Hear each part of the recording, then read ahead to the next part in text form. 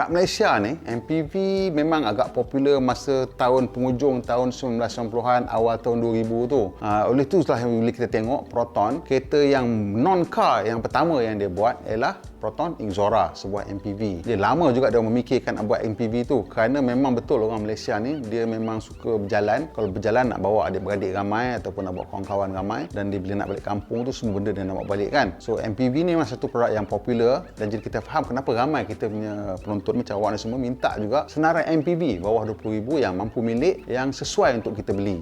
Jadi kita ada senarai di sini, dan ini memang bukan kereta yang paling best pasal limit dia 20,000 lah. Kalau nak sedap mungkin saya rasa dalam 30,000 awak boleh dapat mungkin 2 kali ganda jenis ataupun varian yang boleh dapat dalam dari segi MPV ni. Tapi untuk had 20,000 inilah yang terbaik yang kita telah jumpa. MPV pertama bawah 20,000 yang paling berbaloi sekali. Dua-dua brand lokal ada ni. Mana satu saya nak sebut dulu? Ada orang kata saya ni macai Pro 2. Dan ada orang ketuk marah Nabil tu pasal dia kata Exora tu makan minyak sikit. Saya kata saya nak sebut Pro 2 Alza lah. Jangan marah geng-geng Exora, saya saja menyakat je. Tapi Pro 2 Alza ni yang peliknya, dia lah yang paling mahal sekali dalam senarai ni. Kereta tahun 2010 harga masih lagi RM20,000. Dan kenapa? Jadi kenapa ianya mahal ialah kerana kereta ni sebenarnya memang kereta yang simple.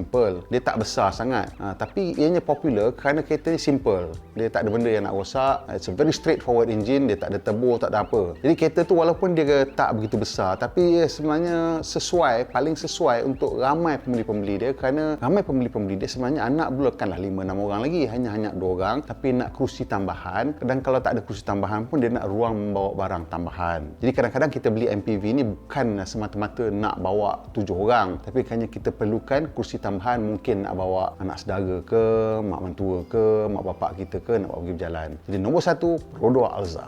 Yang kedua dalam senarai kita, ini sebenarnya saya rasa inilah MPV yang paling perfect untuk Malaysians, iaitu Proton Exora.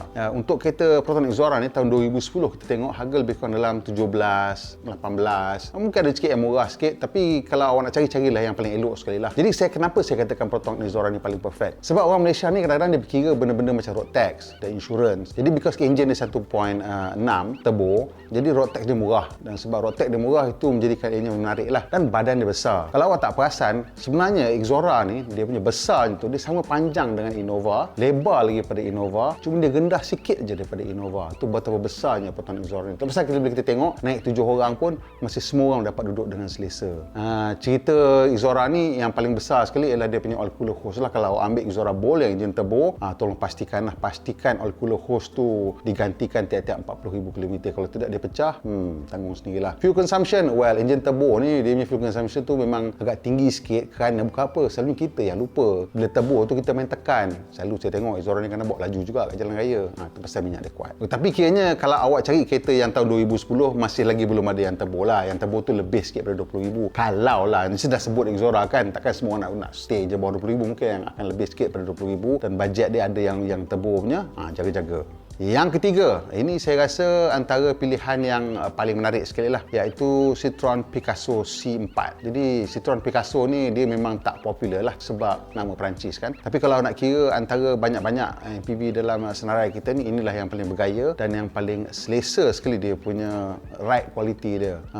Memang betul lah, kalau awak ni jenis bukan kaki kereta, jangan beli kereta ni. Tapi kalau awak jenis kaki kereta dan memang pandai jaga kereta, dan ada mekanik yang pandai jaga kereta, awak boleh beli kereta ni pasal ianya akan menjanjikan keselesaan untuk seluruh keluarga pada harga yang tak mahal. Yang ni kita tengok kereta tahun 2009 harga dalam RM18,000. Saya rasa RM18,000 tu kereta yang okey lah. Kalau ada lebih sikit dan 20 lebih, kereta yang lebih elok sikit. Dan of course macam biasa bila kita cerita kereta second ni, bajet tu kena fleksibel sikit lah, pasal dia bukan ada satu harga kan. Kita kadang-kadang kalau kita pergi tengok bajet kita sekian, tapi bila tengok kereta tu betul-betul cantik, bajet lebih sikit, mungkin berbaloi, kita tak tahu. Nombor 4, ini kereta Korea sebenarnya tapi dah jadi jenama Malaysia. Ini penjenamaan semula lah. Awak teka apa?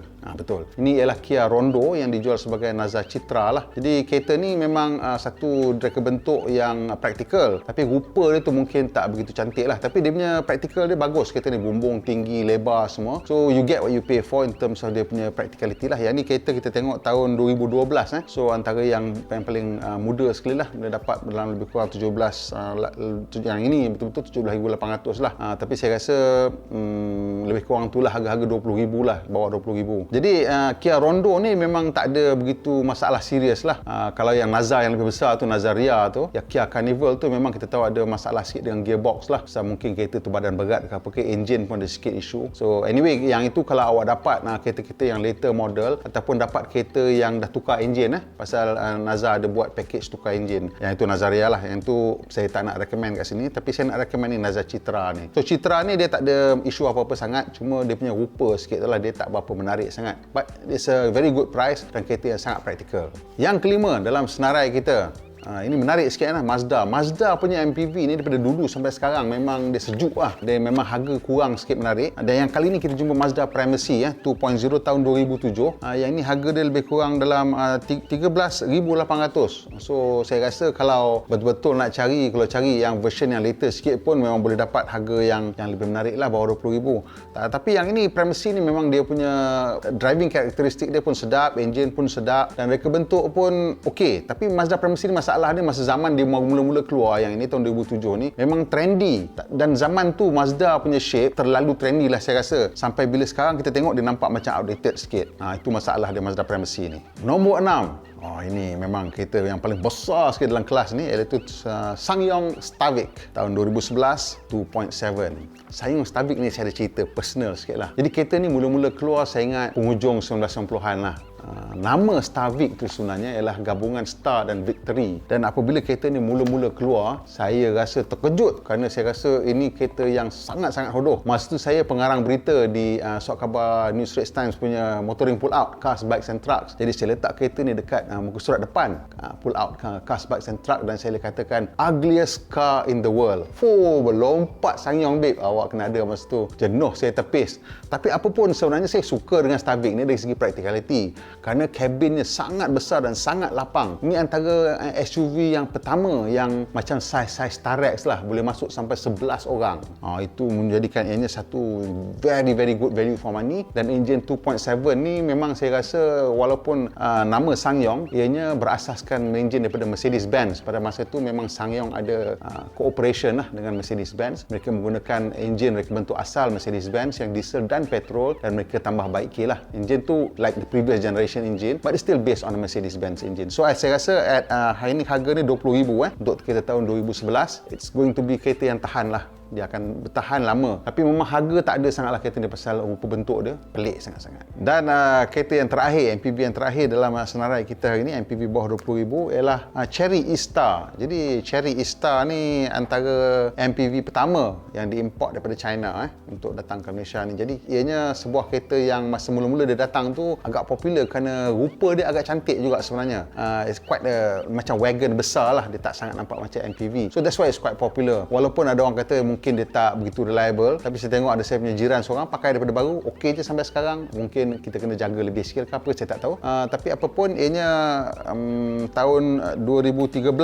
So ini memang agak muda juga, bawah 20,000, iaitu 19,800. Engine 2.0 datang dengan sunroof lagi. So kalau awak rajin berani nak try kereta daripada China, apa salahnya? It's not a bad looking car and it's not as tall as MPV biasalah. So probably driving dia lebih macam kereta daripada macam MPV. So macam mana? Awak rasa antara 7 tu yang mana yang paling awak berkenan? Yang 1 dan 2 tu saya melawak. Tadi jangan marah tau, geng-geng apa nama Exora ni, hampa ni cengeng sangat. Takut aku. So apa pun saya rasa MPV ni memang satu produk yang akan jatuh harga dia banyak.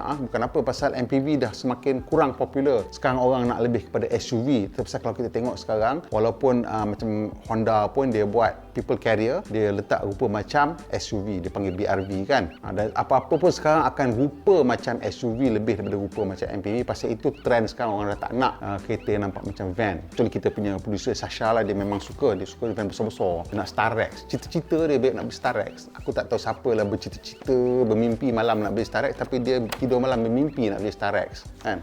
Apa, tapi orang Malaysia memang macam tu, suka van besar-besar. Kalau awak ada kawan-kawan yang nak beli van, tolong cadangkan dia, tengok kongsi video ni, awak pun tengok sampai habis ni, mesti awak suka punya, tekan butang like tu. Dan kalau belum subscribe lagi, tolonglah tekanlah butang subscribe tu dan butang loceng tu. Nanti kan kita naik video baru, awak tak dapat tahu, awak marah pula. Siapa nak tulis? Saya first yang komen.